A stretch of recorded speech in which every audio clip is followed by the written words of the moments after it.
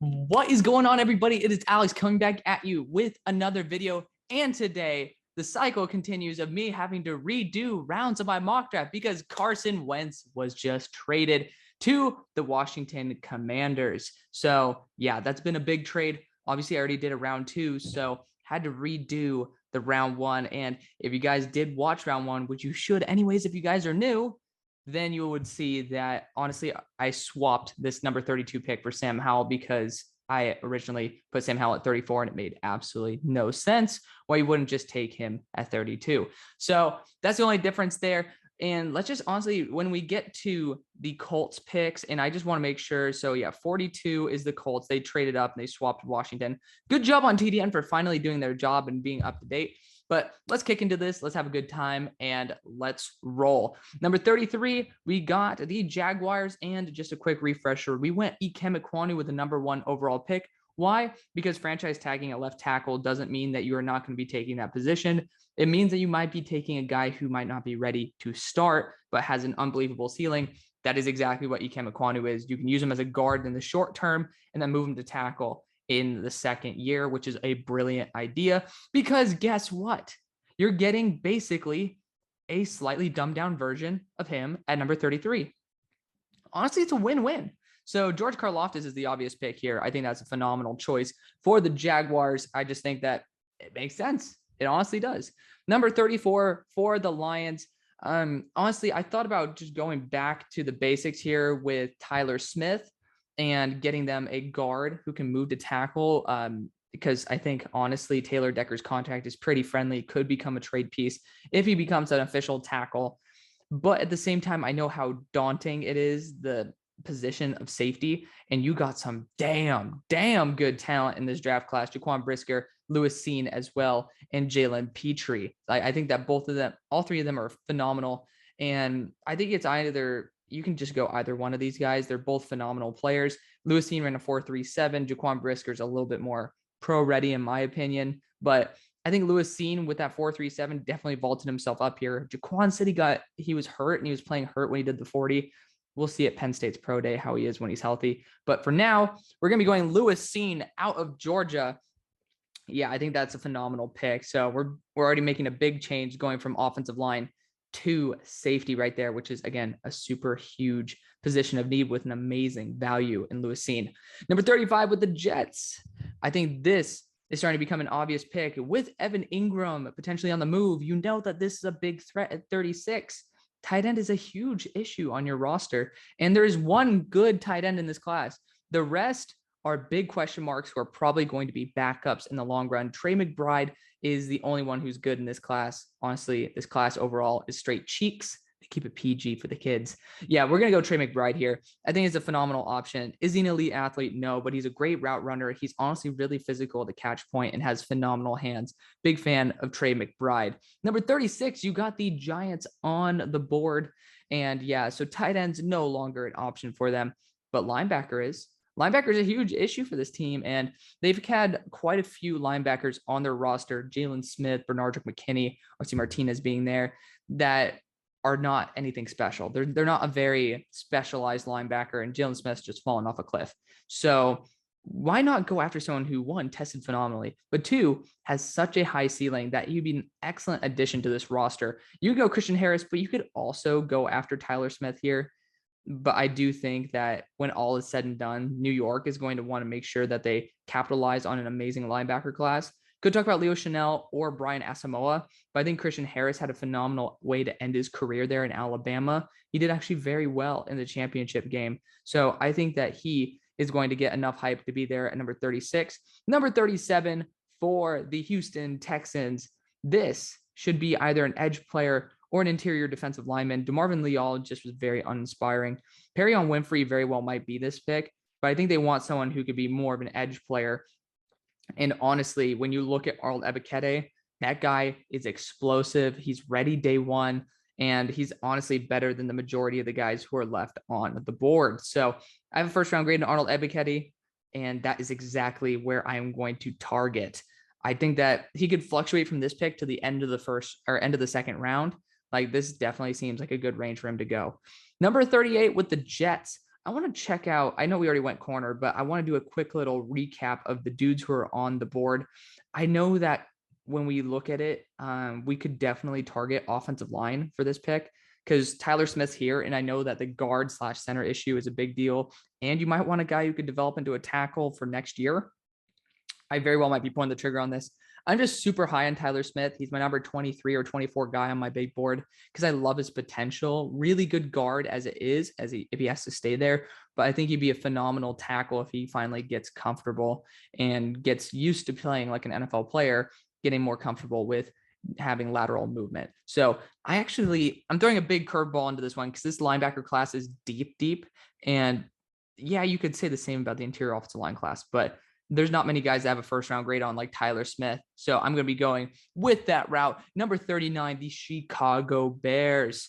Yeah, another team that could have been that Tyler Smith market because obviously James Daniels is not there. I think this one will be a number 1 wide receiver, and that's between Sky Moore and George Pickens. I just don't really see it with Sky Moore being the number 1 on a team like the Bears.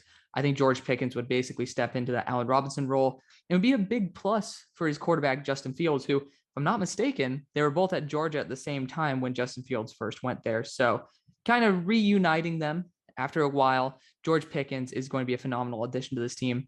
Ran a 4.40, not like 4.40, but bugging on that hundredths of a second number. Very talented wide receiver, tested quite well. Hands a little bit small, bit of a question mark, but that kind of vaults him out of the first round. A guy, when there's not really many of them in this class, that could be a true X, a true number 1. I think that's going to be phenomenal for the Bears getting George Pickens at this point. Number 40, you got the Seahawks now without Russell Wilson, without Bobby Wagner either. That really hurts. That does. Because for me, that kind of forces a linebacker pick in the zone, which is not a bad thing because the linebackers in this class are extremely solid. So when you look at it, I think that corner could definitely be this with Andrew Booth, but you can also look at linebacker because you got Brian Asamoah and Leo Chanel here, both who are phenomenal linebackers. I have a first round grade on Brian Asamoah, which honestly, at 6 foot, I don't think that's the target that they'd be going for. I think they want someone a little more established, like a 6'2", 255, 252 type pounder. I think that might be the type of guy that they would look at, but he doesn't feel like a Seahawk. There's just an intangibility to Leo Chanel that doesn't seem to line up with what Pete Carroll would look for. Brian Asamoah does. So even though it might be a little bit different than a true Mike, I think Brian Asamoah was honestly very underutilized there at Oklahoma. I have him graded above Devin Lloyd. Long story short, I think he's a phenomenal option. You go Brian Asamoah to be able to replace where Bobby Wagner was. Get a cheap option with a guy who is absolutely phenomenal. I do not think that has to be your last linebacker of the draft. For this point, yes. But even getting guys like Jack Sanborn, speaking of another Wisconsin guy, DeMarco Jackson, guys who could actually step in and play at a very high level, that could be the case. And I think corner could also be something you do target with the Seahawks. Andrew Booth and Kyler Gordon are both here and both are very talented, but you could also target a quarterback and it's the second round. So that's what we're going to do. We're going to actually go after Matt Corral, somebody who has a strong arm. Damn, how much of an upgrade is Matt Corral over Drew Lock? That's a real question because we don't know enough about Matt. He actually came in weighing at 220 at the draft. So good for Matt for putting on that weight. That might be a weird pick because I really want to go corner here as well. But honestly, you're in the second round. This is kind of a freebie pick for you. At least take a shot on a QB and see what happens. Create some more tension there. I do not think that Drew Lock and Jacob Eason are franchise quarterbacks. Matt Corral at least has a potential of growing into it. My number 3 quarterback in the draft. Colts are sitting here at 42. Matt Corral is just taken, but they could be in the market for a veteran quarterback, but they can also not be going after Jimmy G. I don't know how many picks they want to spend to be able to get that. So it's a tough one. I think they're going to go to the market and they're going to get the best player available. That's going to be Sky Moore. The corner core, you do actually have, I think his name's Isaiah Rodgers coming back. He had a phenomenal year. And you have guys like Rock Ya-Sin there. Doesn't mean that they're established, but the wide receiver room's a lot more scary than the corner room is at the moment. So getting Sky Moore to pair up with Michael Pittman would be phenomenal. Number 43, we got the Falcons on the board. And I mean, for me, that would have been the perfect location for Sky Moore. And that actually, when I did this last time, was where he went. So at this point, this is actually a little bit rough because there's multiple positions I want to go. Edge rusher, you can definitely look at someone like Drake Jackson, 100%. But you can also look for a wide receiver where I don't think Christian Watson goes as high. You know, he's been a late round hype type of guy, like late time frame, was not talked about all during the regular season. You could honestly get better value with Alec Pierce in the third, which there's a third round. So feel free to check that out. John Mechie might be a really good option though. Solid separator, but for now, I think the first running back comes off the board. And that is going to be Breece Hall out of the Iowa State. Yeah, I think that at this point, these running backs are running 4.3s and jumping 40-inch verticals who are phenomenal. Carried Iowa State on his back. Did not have a high-end quarterback, even though I think Brock Purdy is like the 6th best quarterback in the class. He did not have a good offensive line, but he was a Heisman candidate. That just says a lot. He's a phenomenal player. I haven't seen someone with vision like Breece Hall, and you're losing your number one rusher. So I think Breece Hall would be a phenomenal back for this team. Number 44, the Browns are on the board, and you cannot let Perrion Winfrey fall any further. I think he would be interesting here with the Falcons, but I think they're keeping Grady Jarrett. So I just think that when you could capitalize on a true RB1, that would help your team out a lot more. Number 45, we got the Ravens here, and we already went after an edge with David Ojabo. Now, at this pick, Sean Ryan's here. I might want to try to target him. I don't think you really need to, though. I'm looking in this corner room, and Kyler Gordon and Andrew Booth are still here. I know that you have some guys coming up on contract. Why not take a shot on someone like Andrew Booth or Kyler? I think Andrew Booth has a lot of talent. He's a second-round grade for me, higher than Kyler Gordon. I think getting that value at 45 is perfectly fine. Number 46 with the Vikings. Yeah, we're going to do it. We're going to go Travis Jones out of UConn here, someone who I also considered for this pick, but decided to go with Travis Jones because there's some really good guys, even like Otito down the line, that are just sometimes you just have to pull the trigger on someone like Andrew Booth. Number 47 with Washington, which we got him a 3rd round pick earlier. If you guys don't remember, we actually traded back to be able to get Devin Lloyd, and the Chargers moved up and gave us a 3rd round pick. So just like that, you replenish the 3rd rounder you lost this year. So stay tuned for round 3, Washington fans. I think I said Washington Commanders, but regardless, at this spot, man, I mean, you might as well go after Jalen Petrie. He's somebody who can play deep safety for you, can play in the slot, can play boundary. He can do anything, and he's a phenomenal player. So for me, I absolutely love it. We already addressed that linebacker spot. So we are going to be going Jalen Petrie here out of Baylor. Chargers are on the board after going and being able to snag Jordan Davis. So at this point, we got to see a team that wants to move up for Leo Chanel. Honestly, the corners and edges, I mean, Kyler Gordon's still available. We're going to select him, but we're going to actually trade back probably with all the quarterbacks are on the board too, though. Damn. Yeah, I think New Orleans at this point should be looking to get a quarterback. Kenny Pickett can come in day one and produce. Oh, man, that's a toughie. Because I think Desmond Ridder might be hyped up a little more than Kenny Pickett just because he's a lot better as an athlete. Not a lot better. He actually didn't test Kenny didn't test poorly at all. But he also has a stronger arm, bigger hands, etc. Much more of a developmental guy. And for me, that might be worth taking at this spot. You could also look at an offensive tackle. I just don't think they're very good at the moment, maybe except Sean Ryan. So again, I think that, man, this is a tough spot. This is because you can go Jaquan Brisker here as well, because I know that safety position will start to be void.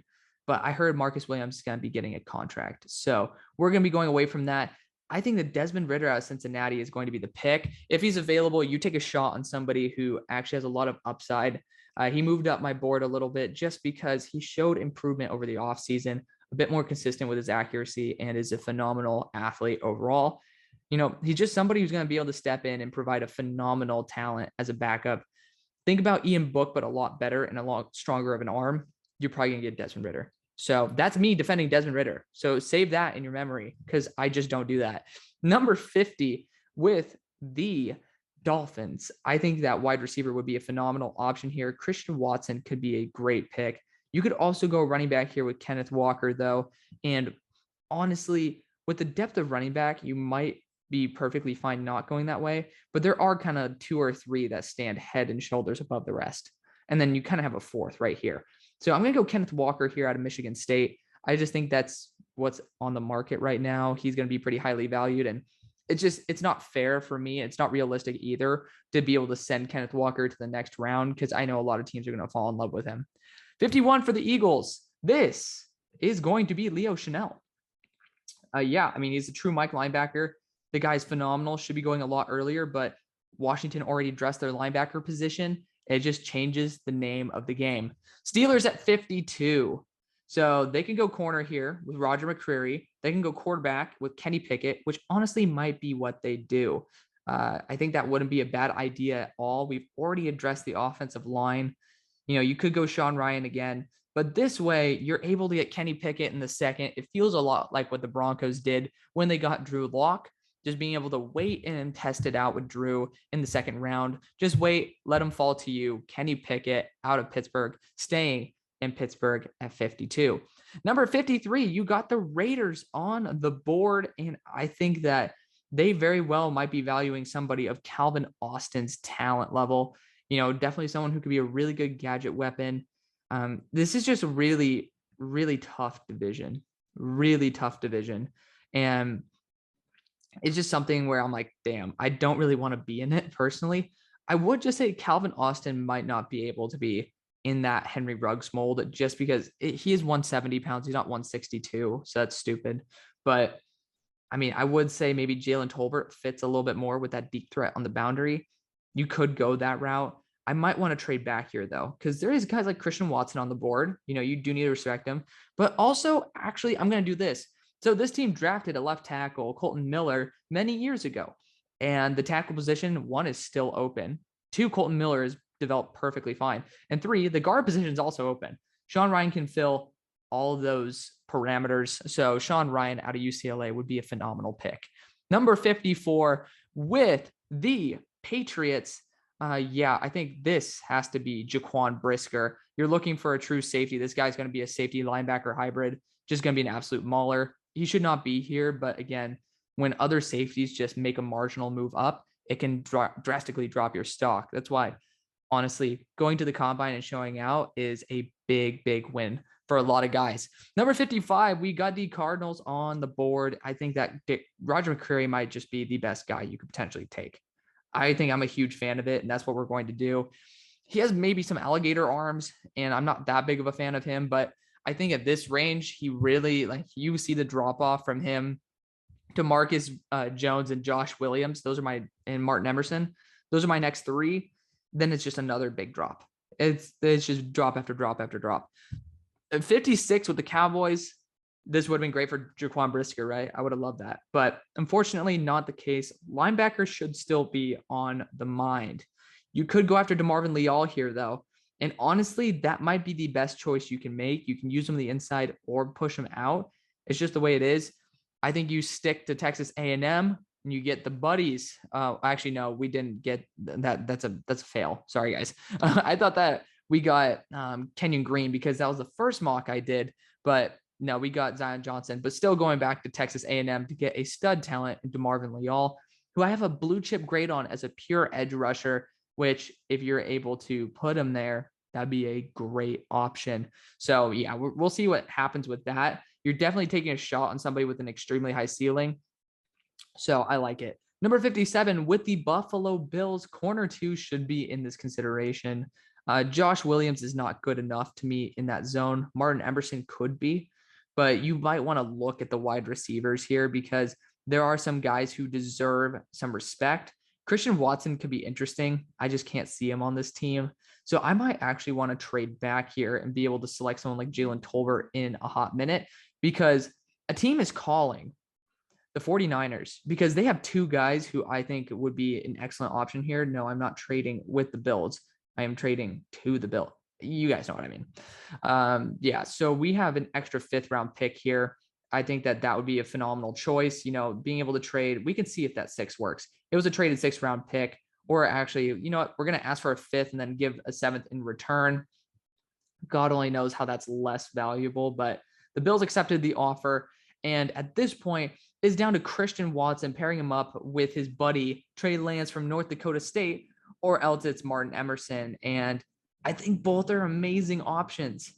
I think they're going to try to cater to their quarterback, though. Getting a large, speedy ass 4.38 receiver in Christian Watson seems to be something that would be a very nice, hot commodity. Christian Watson out of North Dakota State pairing up with Trey Lance. Also, a team that could have nabbed them is right here with the Falcons, who need a lot of things. One of them could be an edge rusher. So Drake Jackson's on the board. Kingsley Enagbare, Boye Mafe definitely is going to be in the zone. So honestly, Boye is probably going to be selected next, just a heads up. But wide receiver is such a big issue. And being able to get someone who's a good contributor is going to be key in this situation. John Mechie out of Alabama is going to be your guy. Coming off an ACL tear, yes, but he's also just a very good athlete overall. He's going to be a solid separator from the slot or boundary. Definitely somebody that you want on your roster to be a consistent producer. Number 59 with the Packers, they're going to be going an edge rusher here, and they're going to go after somebody who fits their mold. Extremely high ceiling, extremely raw. Boye Mafe out of Minnesota. Yeah, he might be pushing that first round thing, but honestly, if you watch the tape, he's a 3rd rounder, and then the athleticism should boost him to the 2nd. Again, there's a lot of really good players, and he could go a lot higher than this. He just didn't. Number 60 with the Buccaneers. You know, this is another team that could be looking at the wide receiver realm, but they actually are probably going to go after the offensive line position because Jamari Sawyer is going to be someone who can play guard or tackle or even potentially center. The guy can play anywhere. And those are positions of huge need for this roster. Jamari Sawyer is going to be the pick. Number 61, you got the Buffalo Bills. And just a quick check, we still have Carson Strong on here. You're not going to see all the quarterbacks fly off. I know that there's some teams that will probably have to deal with it.